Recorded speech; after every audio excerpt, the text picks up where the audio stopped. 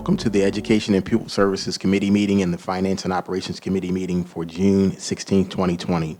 The meeting of the Education and Pupil Services Committee meeting will please come to order. There was a closed session this evening from 5 p.m. until 5:55 p.m. for matters to be discussed within the limitations for closed deliberations as prescribed by Pennsylvania Act 93 of 1998. For this evening's meeting, there were personnel matters. Roll call, please, Mr. Board Secretary, Mr. Rogers. When I state your name, please state that you are present and can hear the proceeding. Dr. Haig, I'm present and I can hear the proceedings. Mr. Desnoyers, I am present and I can hear the proceedings. Mr. Warsavage,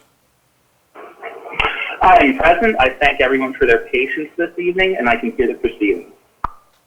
Mr. Neal, David Neal, present, and I can hear the proceeding. Ms. Dawes, Present. Mr. Fields, I am present, and I can hear the proceedings. Mrs. Curry, I am present and I can hear the proceedings. Thank you. Mrs. Mitchell, I am present and I can hear the proceedings. Mr. Brown. Present. The following motion shall be applicable for tonight's Education and Pupil Services Committee meeting, the Finance and Operations Committee meeting, and the special voting meeting. Policy 003 allows the board to suspend policies or parts of policies when appropriate. Therefore, due to the current ongoing crisis and the governor's closure order, I make the following motions to suspend language in two of the board's policies until the next regularly scheduled meeting. Policy 006.1, which regulates attendance at meetings via electronic communications, I move to suspend the language requiring board members to be present. Specifically, the language would be, a majority of board members shall be physically present at a board meeting when a board member attends through electronic communications. In Policy 006, which governs other requirements of board meetings, I move the suspension of language requiring that those members of the public wishing to participate be present. Specifically, the language in the section titled Public Participation would remove the words that reads present at a board meeting. Do I have a second? This is Leah Dawes, and I second. Thank you, Mrs. Dawes. All those in favor? Aye. Aye. Aye. Aye. All those opposed? Does anyone abstain? Motion carries. I will now turn over the Education and Pupil Services Committee agenda to co-chair Mrs. Curry. Mrs. Mitchell will be running the meeting tonight. I just wanted to remind those who are listening to please follow along on Board Docs, which is listed on our school board tab on the Upper Darby School District website. Now I will turn it over to Ms. Kelly, who will review the agenda for this evening. Good evening, everyone. Tonight we have 5 agenda items. The first one is the Wellness Committee Annual Update. This is informational. The second item is the 2020-2021 Professional Development Calendar. That will require board action. The third item is the adjusted Keystone Exam Requirements. Again, will require board action. The fourth item, is the Instructional Online Resources, which will require board action. And the fifth item is an update to the Upper Darby High School Course Catalog, which will require board action as well. The first item, Dr. Puglisi will be presenting on the Wellness Committee. Dr. Puglisi? Thank you, Ms. Kelly. Good evening, everyone. I'm very thankful to be here representing the District Wellness Committee and Food Advisory Board and presenting our annual report. Before I get to the slides, I want to start by complimenting the Board of School Directors, our administration, and our entire community on having a progressive wellness policy. Our policy includes specific language equating social and emotional wellness to physical wellness. This is not a requirement, but it certainly is progressive. Taking this notion one step further, it's wonderful to know that our programs, our systems, and our initiatives also support and promote physical, social, and emotional wellness. So it's wonderful to see that alignment between what our policy calls for and what we implement in practice. This first slide summarizes our meeting schedule. With the school closure, we were only able to meet twice in person. We were thankfully able to get together one time virtually back in mid-May, and we were able to. It was nice to see some of the folks on the committee in a virtual setting. We can go to the next slide. You see a list here of our committee members. We have a diverse group representing the Wellness Committee. We asked a lot from them this year, and probably more than we have in years past, and they responded wonderfully. Most of the work, as we'll talk a little bit about in a few minutes, most of the work we did surrounded the wellness assessment, and the committee responded, as I said, in a great way. Just a few special thanks, Mr. Brown, for representing the board and for your flexibility in joining our group mid-year. Dr. Coles for representing the public and our families. Kieran Shazadi and Haley Campbell for representing the students. We wish you the best as you take the next step in your lives. And then Ms. Elgart, Ms. McCullough, and Chef John for feeding us. Food tasting is one of the food advisory components, and so we're able to address that component and feed the committee members when we meet. It's one great way to increase attendance is by guaranteeing food at your meeting. So thanks to the members of our committee. We can go to the next slide. As I mentioned, the majority of the work we completed this year had to do with the wellness assessment. A few notes about the assessment. We utilized the document that PDE recommended. You see it there, called the SNP 161. SNP stands for the School Nutrition Program. This assessment's required once every 3 years. This is the first of that required triennial assessment we're completing this year. And what the assessment does, generally speaking, we see the three components. The assessment measures the extent to which our schools are in compliance with our policy, the extent to which our policy compares to model school wellness policies, and in my opinion, it's better than the other wellness policies because of that social and emotional component. And finally, it includes a description of the progress that we have made and are making in attaining the goals in our policy. We can go to the next slide. Shifting to the food service and the food advisory component, we see here a brief breakdown of what we had completed prior to the school closure. And I want to just acknowledge Ms. Elgart. She's the expert in this area. But as you see here, we do participate in the community eligibility provision in all 14 of our schools. And you see that number, which is amazing. We serve approximately 17,000 meals per day. And in the third bullet, you see some of the exciting menu items that we were able to provide, and some of those were, fortunately, we, the committee, had an opportunity to test prior to providing them in our schools. So that summarizes our food service prior to the shutdown. The next slide. We see some of the details of our food service program after the closure, and just as an aside, many compliments to you as a board and our administration for continuing to implement this program. Certainly a wonderful example of how much we care for our community, recognizing how important this is to our students and their families. So we had 9 locations set up for the grab-and-go breakfast and lunch. And as you see there, we served or distributed approximately 3,000 meals per day going back to March 17th. Next slide, please. The other element of our wellness committee and our wellness policy, I think that makes it really strong, is that we focus on employee wellness. I think as a district, we recognize that when we take care of and support our employees, they then have a better chance to take care of and support our students. And so thankfully we implement wellness initiatives. I want to give a credit and thanks to Eileen Hirschman for really leading this aspect of our wellness committee. And you see some of the examples of how we have supported our employees throughout the year with biometric screenings, the Maintain Don't Gain competition, and then a number of initiatives in the spring. We can go to the next slide.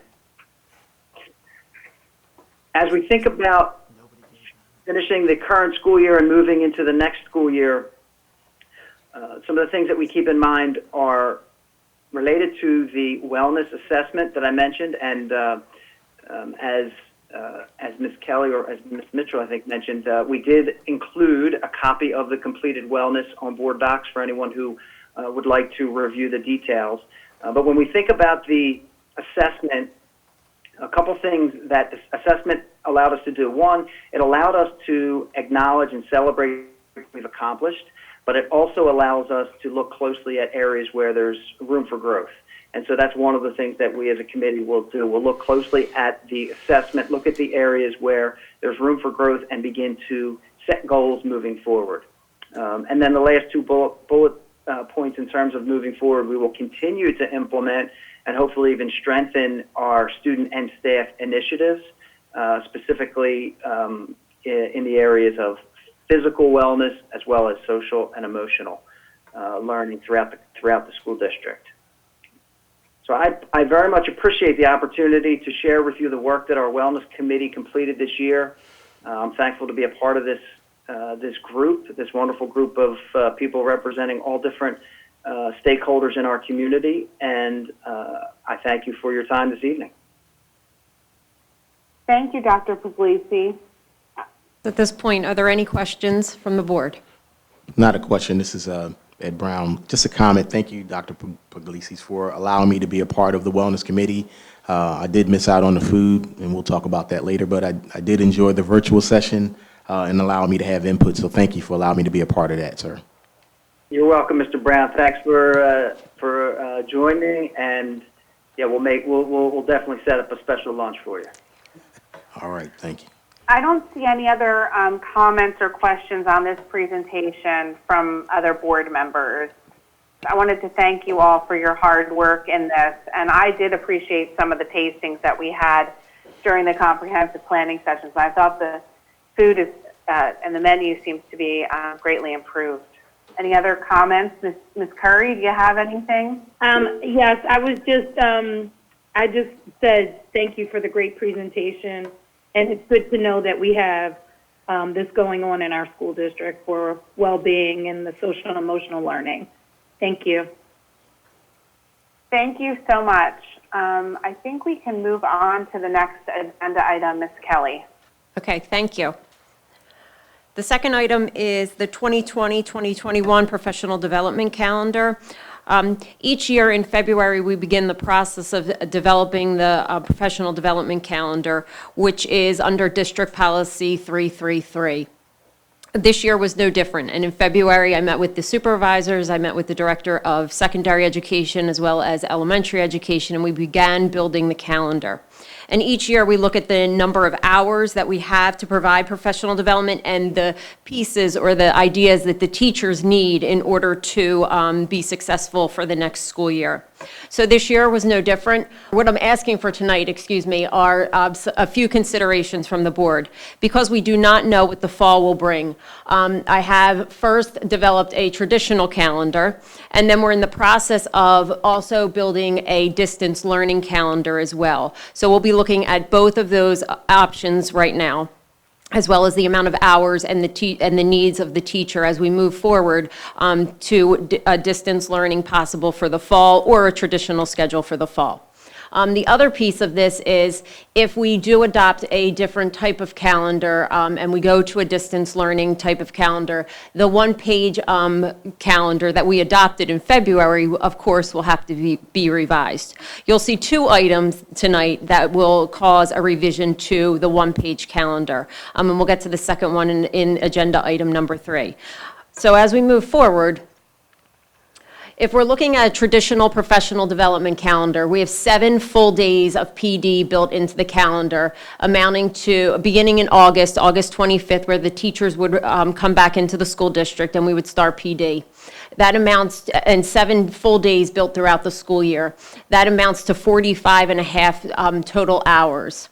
We then have 1 contract and service day built in May, which amounts to 6.5 hours. And then we have early dismissals built in throughout the school calendars, which amounts to, depending on the level, about 13.5 hours, 6 hours for elementary, and then the high school about 3. Last year, we adopted a calendar that had a start in August that offered half days to our students so we could offer professional development in the afternoon. And that's what the little stars are next to it. So those were modified schedules. We did the same type of scheduling for this school year or moving forward into the 2021 school year. What that amounts to is about 68.5 hours to 71.5 hours, depending on the grade level. Now, some of that time does get chewed up by mandates from the state, by building level needs that we have. So it's not all dedicated to curriculum instruction, and you'll see that in another slide. So right now, we're working with about 71.5 hours if we go with a traditional schedule. If we have to move to a more distance learning schedule where our schedules may look different and we need to provide a day where distance learning is provided for the students and then other students would be in, giving teachers a little bit more flexibility, our PD time could increase. So I want to show you what that would look like. What we would do is we would keep, and this is all in draft form right now, we have not looked at we have looked at a lot of different options, and this is one that we are looking at to provide more professional development to the teachers, as well as some flexibility for the students as well with distance learning. So we would keep the 4 full days in August, which would amount to 26 hours, and that would be from August 25th to August 28th. We would keep the contract and service day, and that's where teachers do professional development that is tailored to their own needs, and that satisfies 6.5 hours. And then it gives them the day before Memorial Day, or May 28th, as a day off because they've already done those hours. We then looked at Wednesday being a professional development day. So teachers would provide office hours to students during that day if we were looking at a distance learning schedule, followed by professional development in the afternoon. If we totaled up all of the Wednesdays right now that fell into the calendar, they amount to about 37. And that would give us a total of 129.5 planning and professional development type hours or hours on those Wednesdays right now. That amounts to a significant greater amount of 155.5 hours where teachers could be learning what they need to support students, as well as give students the opportunity to talk to their teachers through office hours and things like that. Again, like I said, this one is in a draft form until we still get more guidance from PDE on how the opening of schools will look. And I know that more information will be coming out about that. So the 2 items that we're looking at is a distance learning professional development calendar as well as a traditional calendar. The professional development distance learning calendar would require changes to the 1-page calendar. When we're talking about professional development, we're talking about topics in the following areas. We build days for building level plan days, as well as curriculum focused days. Our building level days are focus on teacher evaluation, as well as those mandatory trainings like I discussed for PSSA and Keystone trainings, as well as compliance training. And then we have curriculum-focused days where we focus on the district initiatives. We definitely need to build in more time for technology and learning how to use the technology and supporting our students on those types of platforms right now through Schoology, Google Meets, all of the different pieces that we're using right now. And we also have two new programs being implemented this year. Again, we have an elementary math program where we have to continue providing professional development, and we also have a new ELA program in the middle schools, which also needs ongoing professional development. So going back to the two options that the board would be considering tonight, it would be considering, yes, the adoption of the traditional calendar in compliance with policy 333, but it would also be looking at a distance learning calendar if the district decided to adopt a different type of schedule. It also would require then, of course, the one-page calendar to be revised because of a change in the schedule. So what kind of questions do we have right now? Because I know there's probably a lot. There's a few different things going on right now. Thank you, Mrs. Kelly. Any questions from board members? I remind you to please state your name if you have any questions. This is Ed Brown. I do have a question. Under the traditional professional development, I'm just trying to understand that the early dismissal says 9 days. That's all schools, elementary and high school. And then is that 4 additional days for the elementary school in addition to the 9? Okay. Yes. So the 9 days fall once per month. So September, October. The 4 additional days were the days that we built in August when we delayed the openings because of heat and acclimating students and everything like that at the beginning of the school year. And it also provided us additional professional development time because we were implementing that new ELA program in the elementary schools. So 13 for elementary and middle, and then 11 for the high school? Exactly. Got it. Exactly. Thank you. And all of these days are already detailed in the approved calendar that we had approved a previous month and posted on the district website, correct, Mrs. Kelly? Yes, that is correct. So for those following along, if you want to see what it looked like before, it is available online. And I know there's a lot going on as far as the pandemic plans. When do we anticipate that we would be able to see the pandemic plan? Maybe, I'm not sure if you or Dr. McGarry would like to answer that.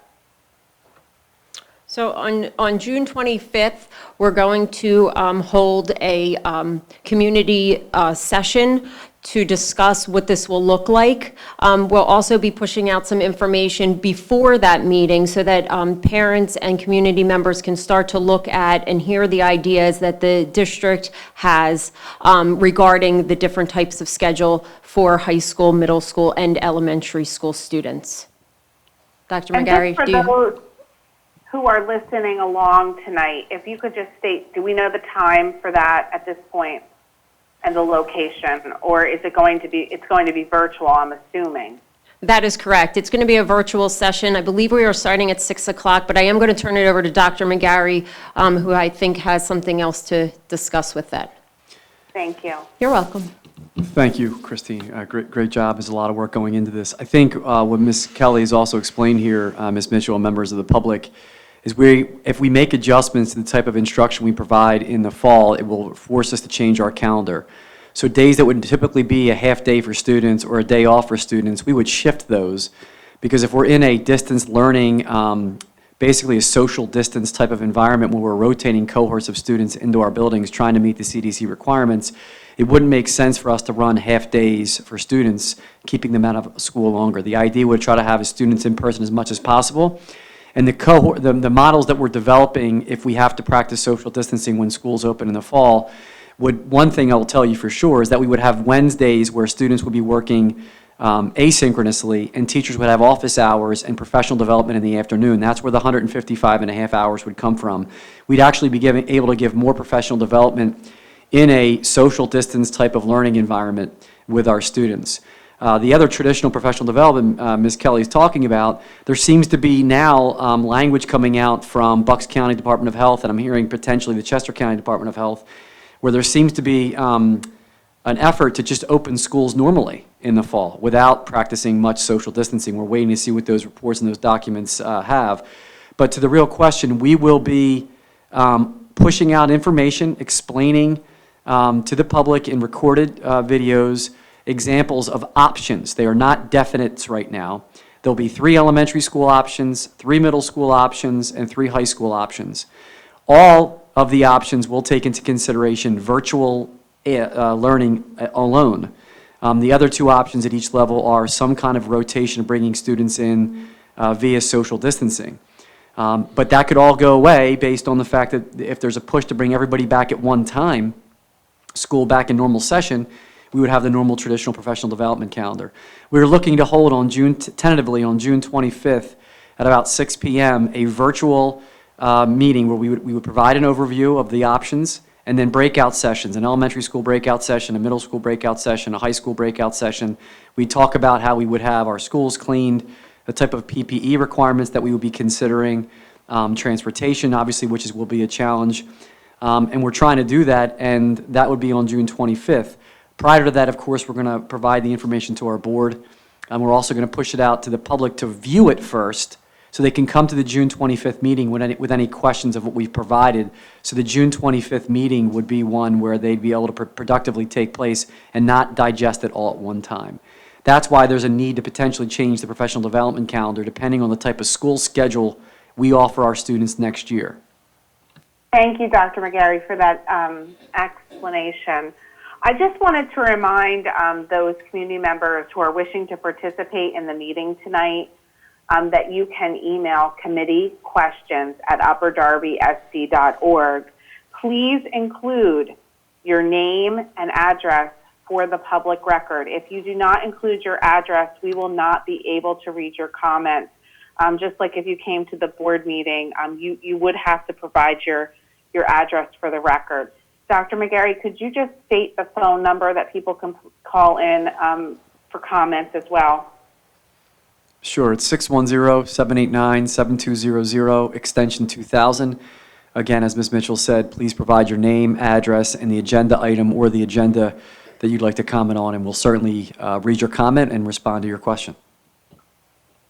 Okay. Are there any other comments from board members or questions? Okay. And just as a reminder, we do review the public comments after we review all of the agenda items, and we will address your concerns at that time. So at this time, I don't see any other comments from board members or questions. So we will move on to the next agenda item.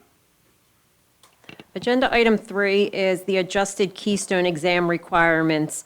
Dr. Manfrey and I will present the PDE recommendations for the Keystone Exam Administration. What I'd like to direct everybody's attention to on board docs is a handout that describes some of these pathways that Dr. Manfrey is going to explain. Some of them have great detail, and it's easier to look sometimes at the handout that is provided as well. So I'd like to direct everyone there as well as we go through this presentation. So Dr. Manfrey, I'm going to turn it over to you for this first part of the presentation. Thank you, Mrs. Kelly. Good evening, members of the board, members of Upper Darby community. I'm here this evening with Ms. Kelly to talk to you about Act 158 requirements. I want to remind the public and the board that Mrs. Simone, Upper Darby High School's principal, did a presentation on May 28th of 2019. And also as a reminder, Act 158 was signed into law on October 24th, 2018. And the law goes into effect for the 2021-2022 school year and will affect our current sophomore class. The reason it is a topic of discussion for this evening is that while the state provided us some relief as far as Keystone testing this past spring due to the pandemic, they've recently come out and indicated that we are still required to test the current cohort who missed the spring Keystone. And we want to comply with that for a couple of reasons. The first being, of course, participation in the Keystone exam affects our school performance profile. The second, and perhaps more important reason, is that the Keystone exam represents 2 of the 5 options that students have towards fulfilling their Act 158 requirements. Option one being Keystone Proficiency Pathway, which means that if students are proficient or advanced on each of the Keystone exams, Algebra 1, Literature, and Biology, they have satisfied their Act 158 requirement for graduation. Option number 2 is the Keystone Composite Pathway. Basically, if a student earns a composite score of 4452 on the Algebra 1, Literature, and Biology Keystone, while achieving at least a proficient score on at least one of the 3 exams, and no less than basic on the other 2, that student would have achieved his or her Act 158 requirement. So a score of proficient or advanced, and nothing less than basic on the other 2, with a composite score of 4452. So as a result of our students, this current cohort, which is pretty much the sophomore class, missing the opportunity to take the Keystone this spring semester, we do not want to take these opportunities to fulfill Act 158 away from our students. There are also, just as a quick review, 3 other opportunities for students to achieve Act 158 requirements, the first being the Career and Technical Education Pathway. Actually, these next 3, the first requirement is that the student will meet local requirement for academic content covered by the Keystone exam for all subjects where they did not earn proficiency or Keystone. In other words, if the student is below proficient in Algebra 1, Literature, and Biology, but actually passed the class, then that fulfills one of the 2 obligations under Pathway 3, 4, and 5. So I don't want to get too deep into the weeds with this, but just as an example, passing a core content area class and an attainment of industry-based competency certifications through a CTE program is an example of another pathway. Another pathway would be an alternative assessment pathway, meaning that the student satisfied, basically passed the Keystone area courses but didn't get proficient in those Keystone tests, and also attained, for example, a 3 on an advanced placement course, or a score of 970 on a PSAT, or a score of 1010 on an SAT, or successfully completes a concurrent enrollment course in an academic content area associated with each Keystone exam in which the student did not achieve proficiency.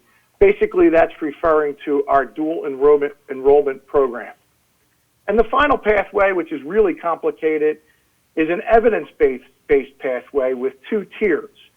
You need to achieve one of 4 tiers in the first, one of 4 options in the first tier, attainment of an established score on alternative assessment, acceptance to another 4-year accredited nonprofit institution of higher education, attainment of industry-recognized credentials, successful completion of a concurrent enrollment or post-secondary course, and then under the second tier, you have to achieve 2 out of 5 possibilities, which is a service learning project completion, proficient or advanced on Keystone exams, letter guaranteeing full-time employment, and internship or compliance with NCAA's core courses for college-bound student athletes. There are 2 other pathways that are not part of the 5 options.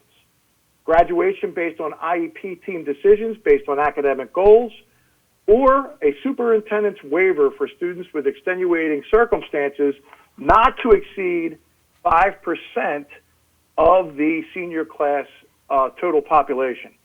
As a result of the state not waiving Act 158 for the current cohort, we're asking the board's consideration to have 2 waves of Keystone exams in the winter, which is unusual for us. Normally, we only have 1. We're asking that the first wave be for the current cohort, which is December 1st to December 15th, and the second wave be for next year's cohort, and that wave would be from January 4th to January 15th. And as Mrs. Kelly pointed out, this also would require a change to the one-page Upper Darby School District calendar. Mrs. Kelly? Thank you, Dr. Manfrey. And like I said, I know that that was a lot of information about the pathways, and the one attachment in board docs does spell it out with a lot of detail because it is a lot of information. For this presentation, though, we're going to focus on that first and second pathway, which would require us to use or to give the Keystone exam and change the one-page calendar. So what we're proposing is this. During the winter wave 1, which happens between December 1st and the 15th, to test those students in the cohort that would for the spring of 2020, meaning the students that were in a Keystone-related class, Algebra 1, literature or bio, in the spring of this year when the school closure occurred, they would be taking the exam from December 1st through December 15th. We would then, which we do have on the calendar already, is Wave 2, but that would be open for the students from the fall. So when we reopen in the fall, the students that would take the test that are again in those Keystone-related courses. So the winter Wave 2 and the spring wave there's no change there. They're the ones that we usually give. They are already on the district one-page approved calendar. The change would be what we are asking for the board is to approve having a winter wave 1 session for the spring of 2020 students that would fall in those cohorts that would need this as a graduation path for through pathway 1 or 2. And we're requiring this because PD is asking for board approval when we ask for a new window and to test an entire cohort of students. So again, just in summary, the Keystone Exam Administration for the makeup window would be for the spring of 2020. It would be during Wave 1 in December. And then we would be updating that one-page calendar to now include a Wave 1 in December. Also, when we're approving this calendar, we do have late starts for the Wave 2 when we do, and for the spring wave of testing. So we would have to adjust the start times also for any student during that Wave 1 at the high school, just to administer the test to the large number of students that we have taking the exam. Are there any questions at this point? Dr. McGarry? Yeah, I think you just touched on it. I just want to make sure that the board and the public understand that one of the things that we are going to talk about tomorrow, we have a legislative meeting tomorrow morning, and one of the comments that I'd asked our local superintendent group to bring forward is that I think it's unrealistic, given what we went through last year, and then to go into what we're going to this year, to ask Upper Darby School District students who did not have the same level of education in the spring as a result of what was going on, that they had these courses last spring, and now they're going to have to retain this information and take a test again in the winter, coming out of what we came out of. I think it's unrealistic. We didn't stop giving our effort, our kids didn't stop giving their effort, but we're still going to be held accountable for state testing. At some point in time, the real pushback is state testing should go away. We should move in a different direction, and I think it's unrealistic for that to happen. But what you did comment on, I think, is important as well. We are going to provide remediation for students, because students who were in a biology class already, an algebra class already, or an English class that is required for this test, we want to provide them with some remedial support and classes so that they have to take the test, that they're prepared to do so, given that they'll be so far removed potentially from having had the class itself, because it's supposed to be an end-of-course assessment, and because of COVID-19, they were not able to participate at the end of that course. I think it's unrealistic to continue to hold school districts accountable, and we don't even know, we're uncertain as far as what's going to happen next year if another wave hits and we have to shut down. I think it's unrealistic for people to keep expecting this in this environment, and the pressure that it's putting on school districts and boards to make plan upon plan upon plan to meet these expectations when there's been little to no guidance on a national and local level even about how do you open the schools. I think it's unrealistic. Mrs. Kelly, I do want to thank you. This is, I think, very overwhelming for the students. Dr. Haig, did you have any questions? So my question, Dr. McGarry basically addressed it for the most part. I guess I did want to just maybe follow up a tiny bit, and it may just be too hard to answer right now, which is that, what are we going to do to support these students who just have had this massive gap between, first of all, between when the in-person course ended and then when the online portion ended and then when they're going to take this exam. But I'm expecting that you don't necessarily have a whole lot of idea, a whole strong sense of exactly what that's going to look like. But No, we do. So Dr. Haig, we do have a plan for that. And what we're going to do over the summer is we're going to ask some of our high school teachers to create some remedial courses for Algebra 1, for bio, and for literature. And we'll build those courses into a Schoology platform so that students can work either at their own pace on those courses to provide that guidance, and then as well offer some drop-in sessions or office hours as such for help with the content if they are stuck with learning a concept. So we do have an initial plan for what that remediation will look like, and right now, as we're closing out this school year and starting the next school year, I will be looking at using some of my Title II funds for professional development in writing some of those remedial courses. This is Dr. Haig. Thanks so much, Mrs. Kelly and Dr. McGarry. Thank you, Dr. Haig. This is Mrs. Mitchell again. I guess one of the things that I hope we bring up tomorrow morning during the legislative meeting is how Upper Darby, I don't know how many other districts in Delaware County or throughout the state are on block scheduling. So some of our students, for instance, if they were scheduled for biology, they only had face-to-face instruction for a very small portion of the semester. So I just want to make sure that we point that out tomorrow when we have that legislative meeting. Are there any other questions from board members? I don't see any. So thank you for your hard work on this. Greg, thank you for presenting. We can move on to the next agenda item. Okay, thank you. The fourth agenda item is the approval or looking for approval or consideration for some additional instructional online resources. So as we began the school closure and we moved to an online platform, what we found were many companies offered free online resources for our teachers. And many of them are now expiring as of June 30th. So, of course, we are looking for some approval on tools that will help our teachers be successful as we navigate the fall. Right now, we are looking for approval for a few.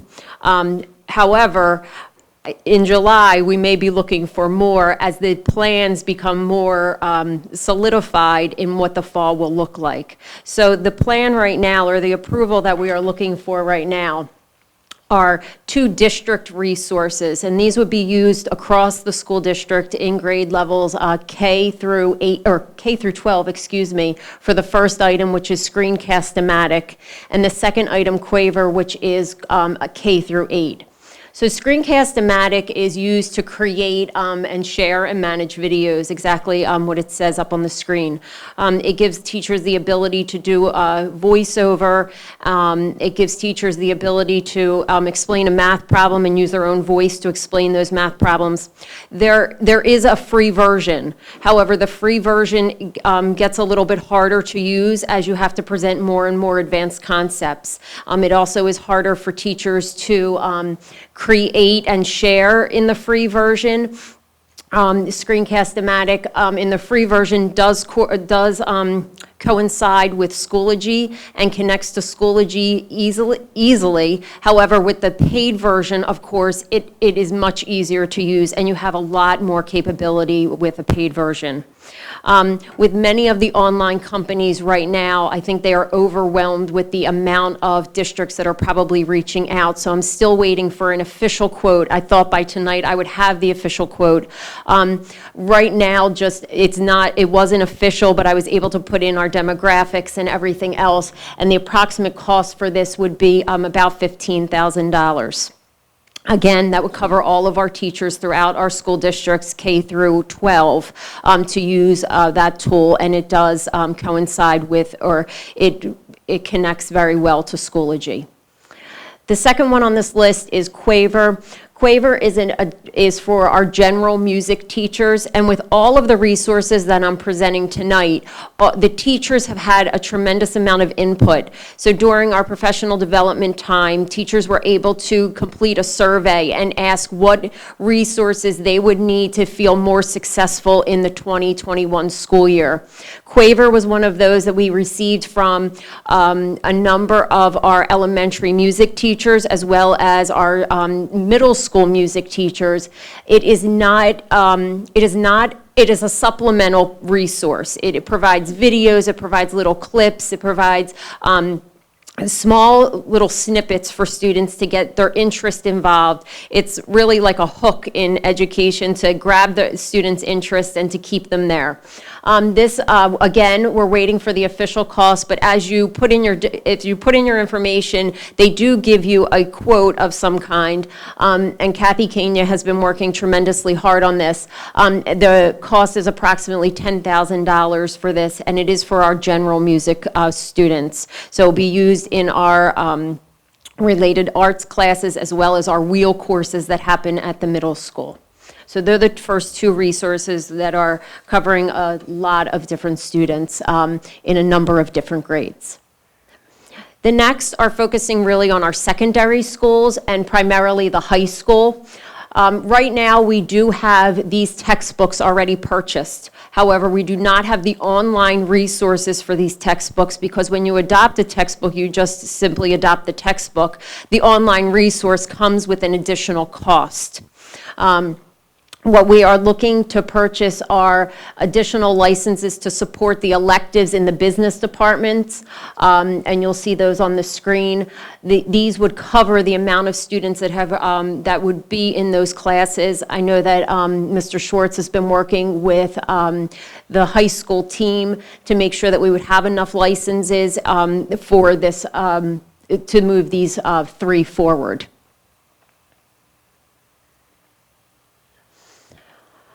Here again, we have secondary resources. Desmos, the professional development, the first item, we could use Title I or Title IIA funds for. Desmos is an online tool for math. It's for the use of the graphing calculator. It's to present material in different manners. We've had professional development in the past, last year. However, as we move forward to online, it's how to share the screen, how to make it interactive for the students, how the students can share information back with you. So that would be the next piece of this professional development. Again, that could be paid for through Title IIA funds. The next piece, which is a new piece, and Dr. Manfrey, I know, is on the line, but we are looking to provide something for our EL students in this platform, the high school EL students that need more guidance in the reading, writing, and language fundamentals. Right now, their course is strictly everything that Dr. Taddy here at the high school knows, and she has a way of teaching students. However, it has been extremely difficult on this online platform to gather what she brings to our district. So she has been working very closely with Ms. Caruso, and they looked at the programs that were there, and they found that this one is the best. Again, the best option for our district. Again, this could be paid for out of Title III funds, so there would be no cost to the district for the EL program for students in 9 through 12. The students in... Mrs. Kelly, may I just add that specifically this program is targeting our newcomer students at the high school, for which the program that you described is Dr. Taddy's program. So this would address the need for a distance learning tool for the newcomers at Upper Darby High School. Sorry to interrupt. That's fine. Thank you. The students in our K through 8 program, there are a lot of other online tools already built into the curriculum. Many of those are newer because of the LEG grant, and we were able to purchase. So we're seeing a lot of the resources coming out of the high school right now, and that would be the reason, if you're questioning that. The last piece is the accounting one. It's an ebook there also, which would require 60 licenses. Overall, the cost to the district is about $34,000, everything summed up right there.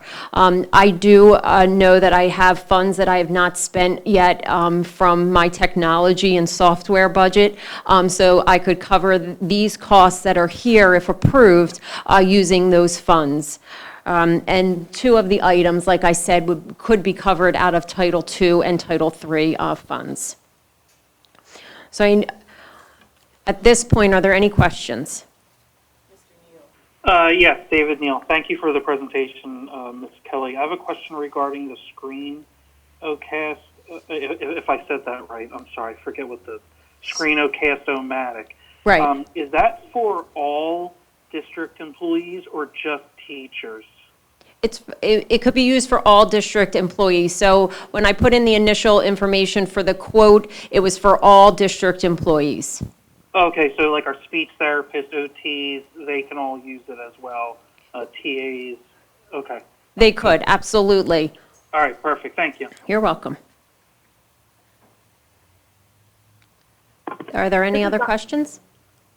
This is Dr. Hegg. I just wanted to make a comment about the ScreencastOMatic that, I also leapt into the online teaching world this spring, and on seeing this presentation, checked out ScreencastOMatic and was really impressed by it, and I think the money is well spent. It is incredible that they have a lot available for free, but from what I saw, it definitely dramatically increases the usability for if you upgrade to the paid service, and so I'm excited for our teachers to have this.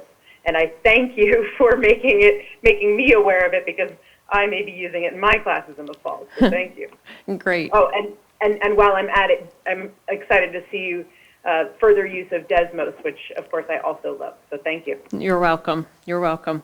ScreencastOMatic, a few of our math teachers started to venture and use it, and they found it was a little bit better if they started to purchase the online, or to actually purchase it on their own. So when I asked for feedback, that was the piece that I did get. So that is why I'm coming to the board for that request. But it is not just for math. There are many, many uses for it at this point. Thank you, Mrs. Kelly. This is Rachel Mitchell. I want to thank you for really diving deep with our teachers to find out what they needed for next year if we were to have to do an online school or a hybrid situation.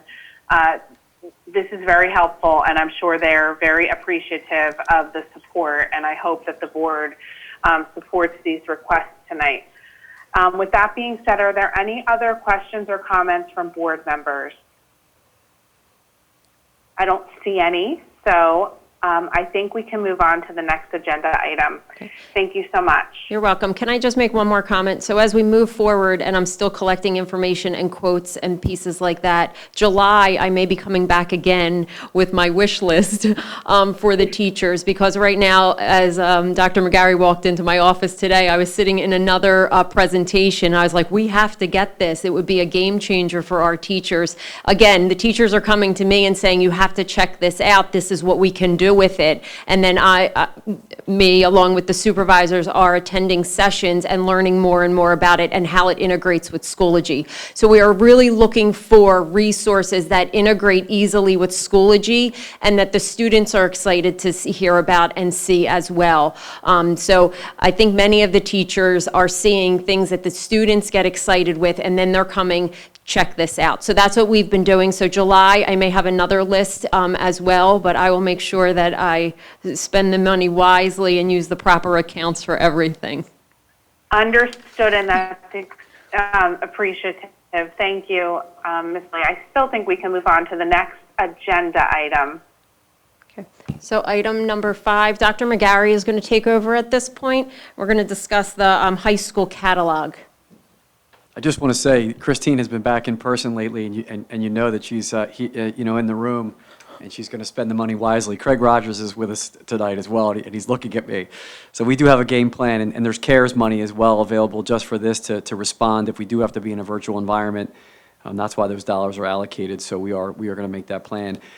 This evening, there's a lot that's going on, a lot to digest, and I want to make sure, hopefully you can hear me, I want to make sure that we're addressing all of the issues as we move into a potential program for our academic year next year when we're having to socially distance and rotate different cohorts of students in at a time.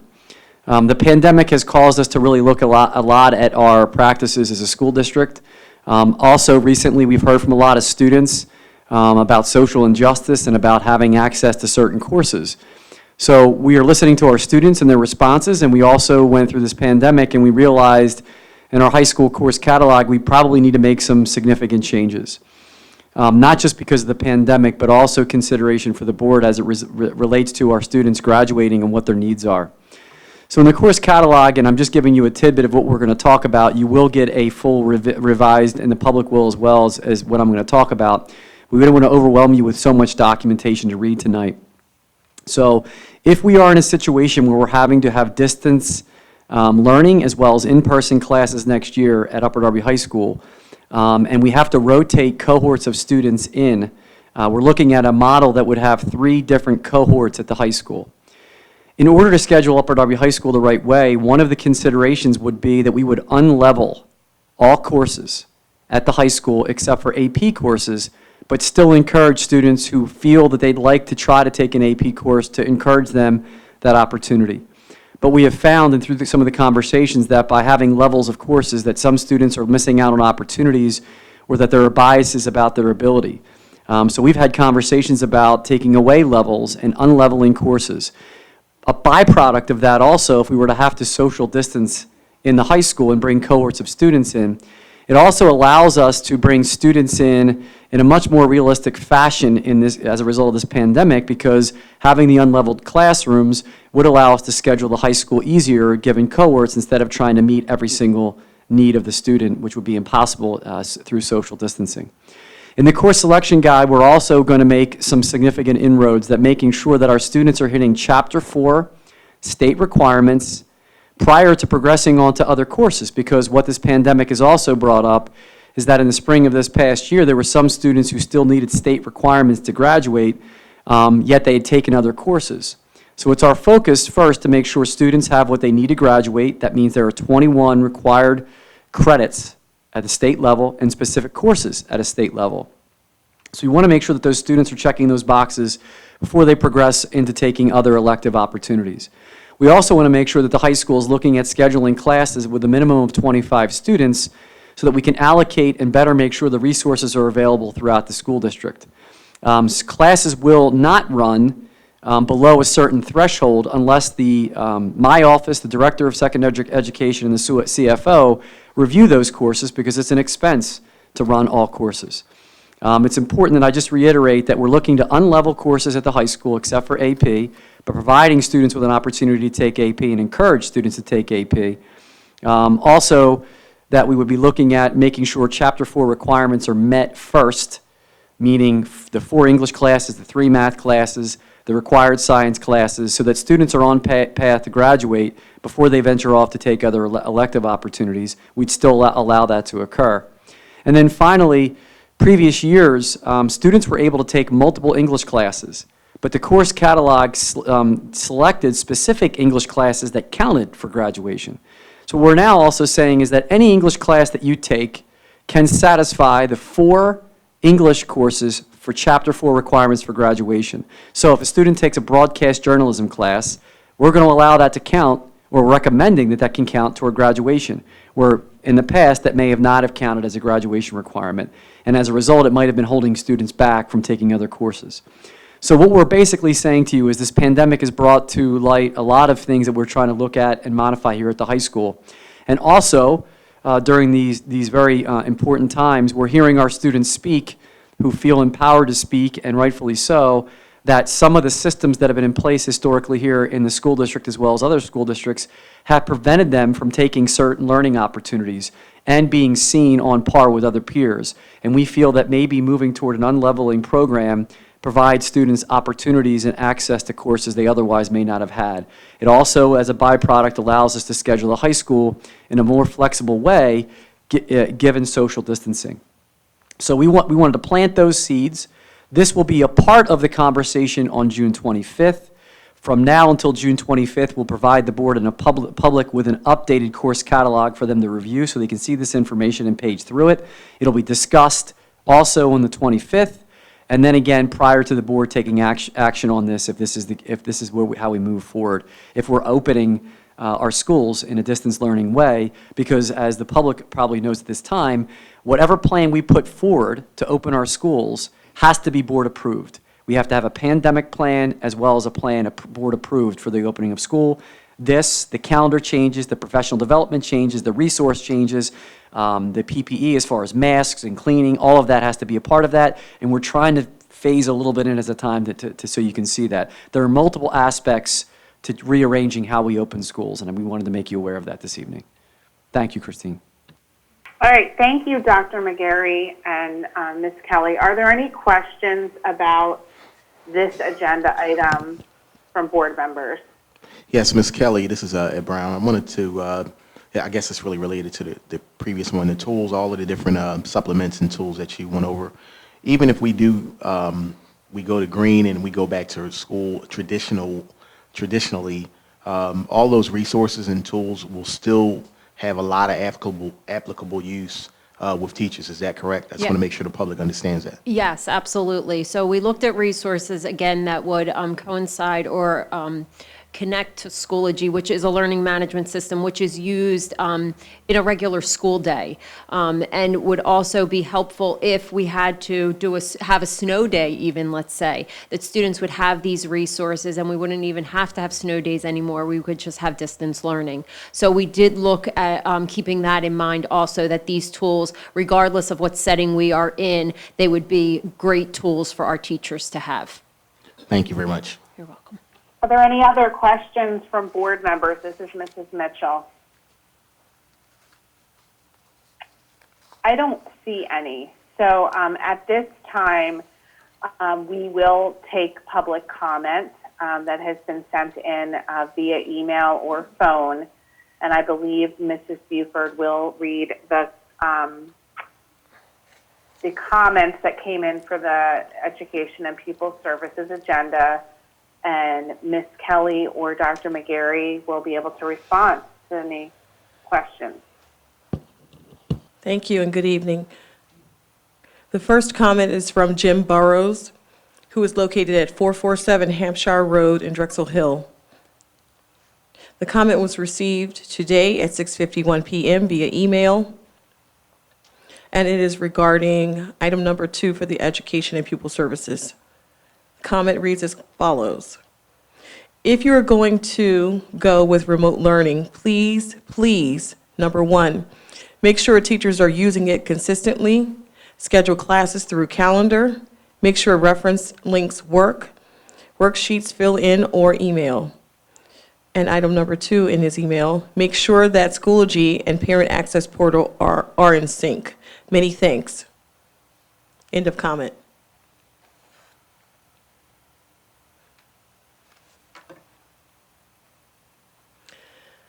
Comment number 2 is also received from Mr. Jim Burrows, location 447 Hampshire Road, Drexel Hill, received today at 7:04 p.m. via email. Same agenda item, number 2 of Education and Pupil Services. Comment reads as follows. Schoology, I apologize. Please ensure that if we are using Schoology, that faculty use the platform consistently. For example, all use calendar, interactive worksheets, fill in PDFs, etc. Some teachers were using calendar, some were not. Some worksheets were interactive, some were just a sheet and an email was the only way to submit the work. Also, please make sure we can better integrate Parent Access Center and Schoology. These not being in sync cause a lot of issues. P.S. I will say that everyone, staff, students, parents, and administration, really did work hard to make this system work as best they could. Thanks for everyone's effort. End of comment. Thank you. Mrs. Kelly, would you like to address those comments? I know they weren't really questions. I know that we're working really hard to have a seamless experience if we have to go virtual again.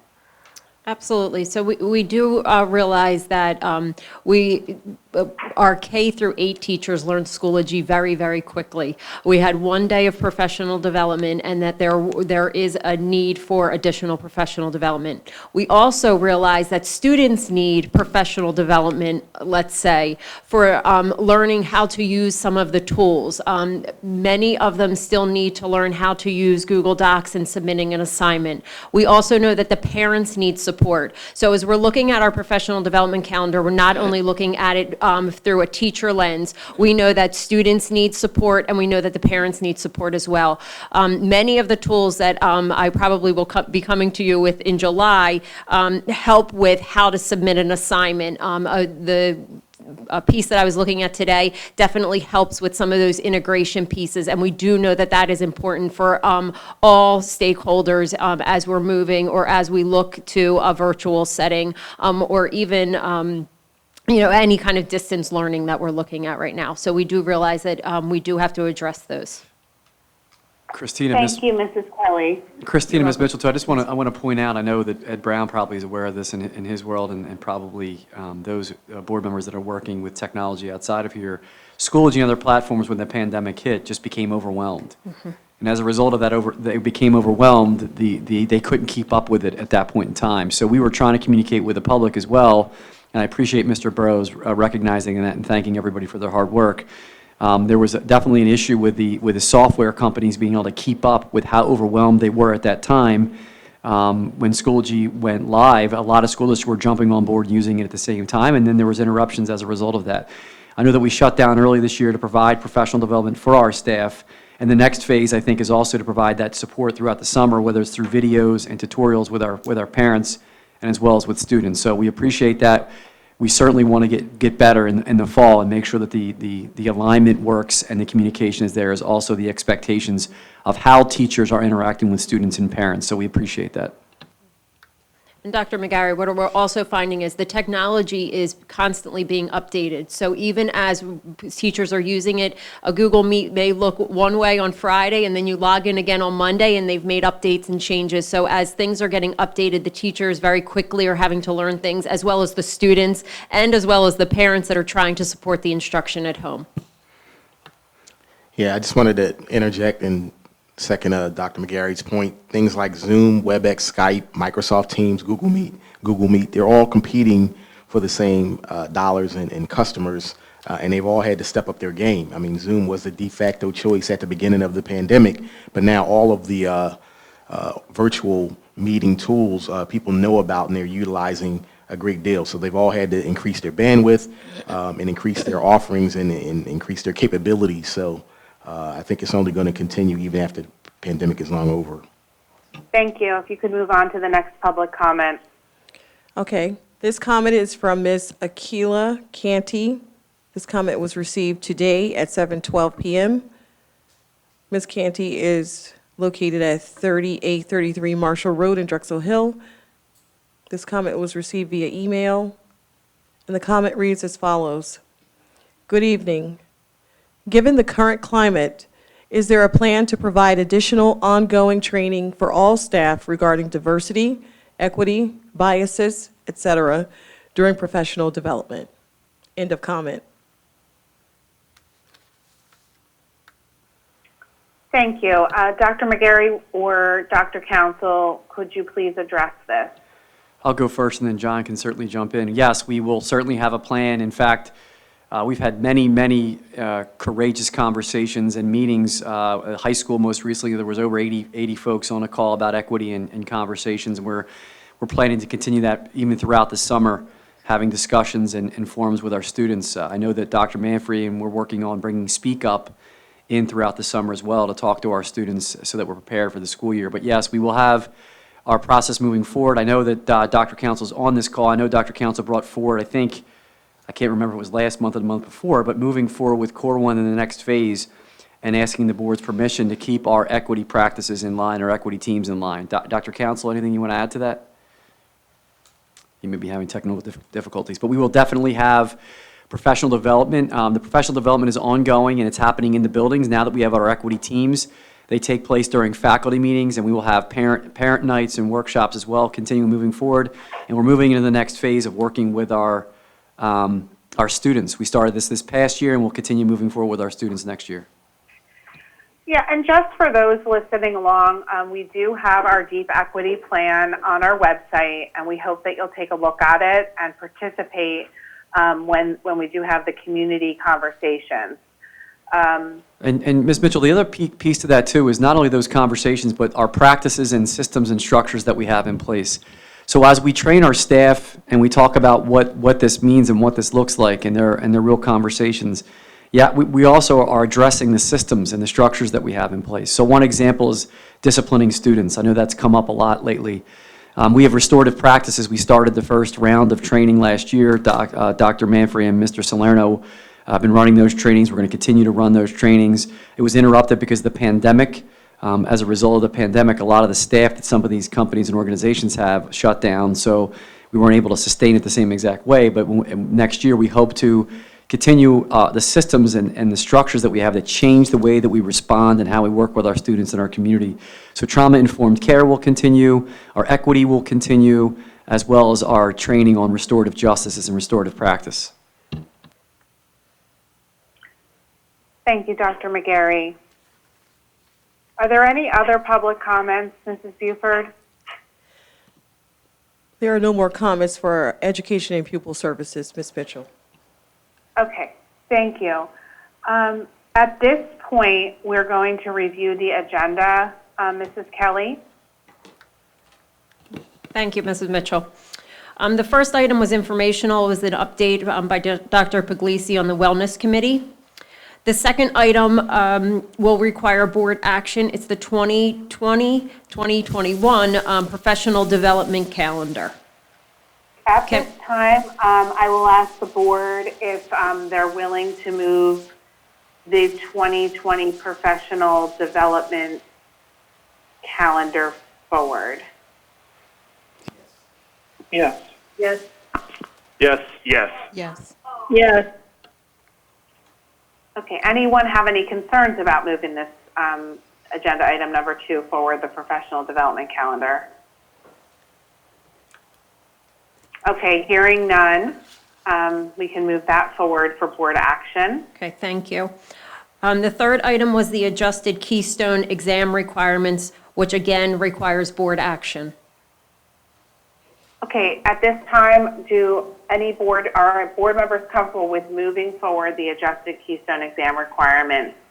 Yes. Yes. Yes. Yes. Are there any concerns from board members about moving this forward? Okay, I don't hear any, so I think we're good to move that one forward, agenda item number 3. The next one is agenda item number 4, Instructional Online Resources for board action. Are board members comfortable with moving those forward? Yes. Yes. Yes. Yes. Are there any concerns about moving the Instructional Online Resources forward for board members? Okay, I don't hear any, so I think we can move that forward for board action.